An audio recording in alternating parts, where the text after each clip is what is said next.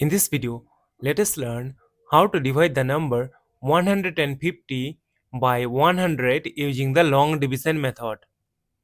Consider the number 1. It is less than 100, so we will consider the number 15. It is also less than 100, that is why we will consider the whole number 150. We know that 100 times 1 is 100. Subtract, we get 50. Now see that this 50 is less than 100. That is why we will borrow 1 0. And for that, we need to put a decimal here. And we know that 100 times 5 is 500.